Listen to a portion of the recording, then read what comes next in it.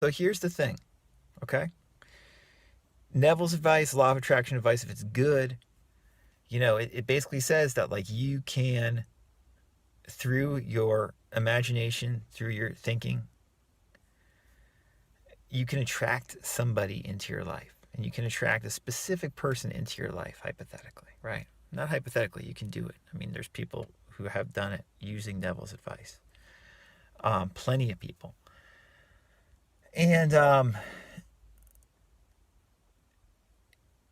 is it wrong to do this? Is what it basically comes down to, right?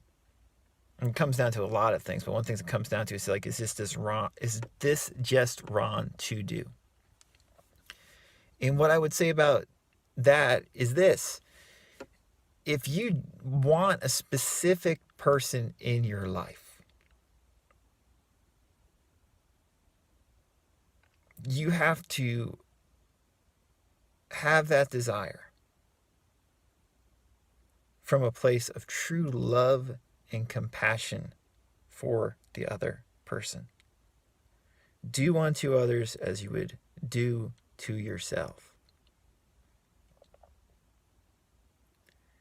That is the tenet, the golden rule of most New Thought law of attraction stuff. And you get these Neville anarchists that just say, well, I can manifest whatever I want. The golden rule is just some bullshit thing. I get that, but guess what? You're a fucking sociopath.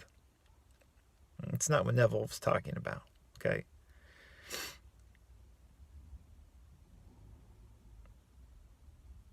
Let me tell you the specific person you want in your life. It's very, very obvious. Do you know who that is? It's you. It's you. The SP you're looking for is you.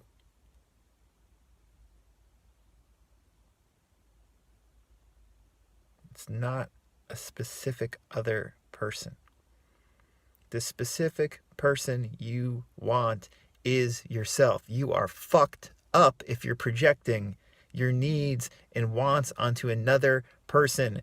You have to give that to yourself.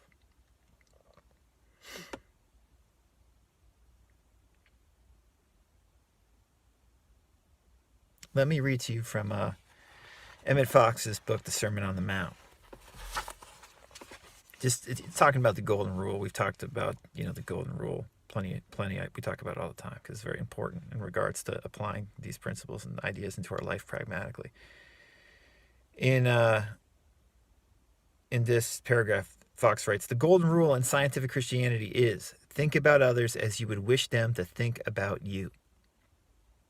In the light of the knowledge that we now possess, the observance of this rule becomes a very solemn duty. But more than that, indeed, it is a vital debt of honor. A debt of honor is an obligation that cannot be enforced at law, but depends for its discharge upon the honor and self-respect of the debtor. And in like manner, since no one can know or prove how we are thinking, we are not responsible for our thoughts to any tribunal but the highest one of all, the tribunal which never makes mistakes and whose decisions are never evaded. God, the universe, whatever term you want to use. You cannot manipulate somebody into your life and expect it to end well or for it to go well. You cannot manipulate somebody into your life without consequences. You are fucking acting crazy if you are trying to do that, and you have to get real with yourself.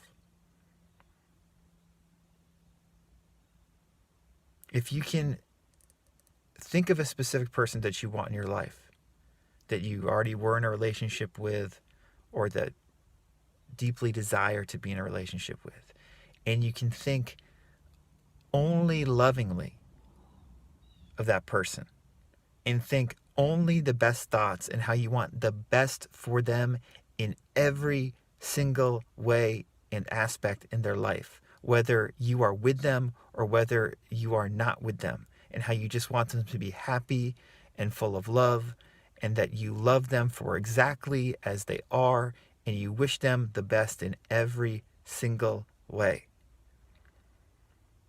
That's how you can pray for an SP. And when you pray for an SP in that way, you're also praying for yourself. All this other shit is manipulative fucking horse shit at the end of the day. We can be nice about it. In a counseling session, I will go through with a person the pros and cons of wanting this person back in their life. It's usually they want a person back in their life.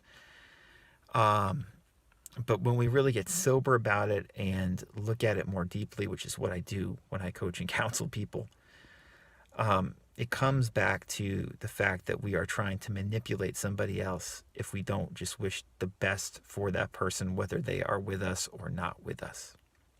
This should be very, very clear.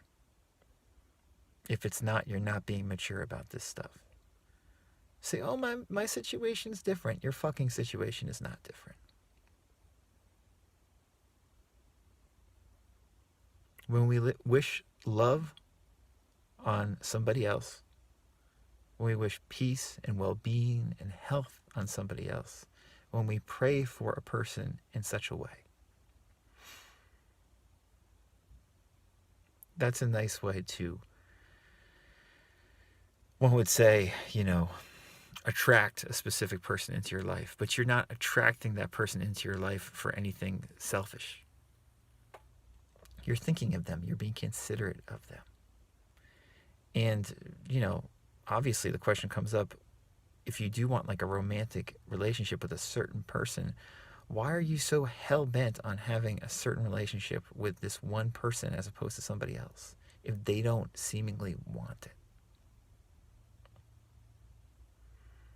All you can do is wish them love, wish them the best, wish them all the grace and all the good of God, and leave it there. Does this make some sense?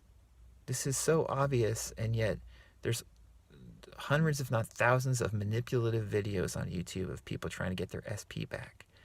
And some of that stuff, like I said, it might work. You might get your SP back. But guess what? There's going to be consequences. There's going to be consequences. Because when you act immature and do immature, selfish shit, that stuff comes back to you in your life.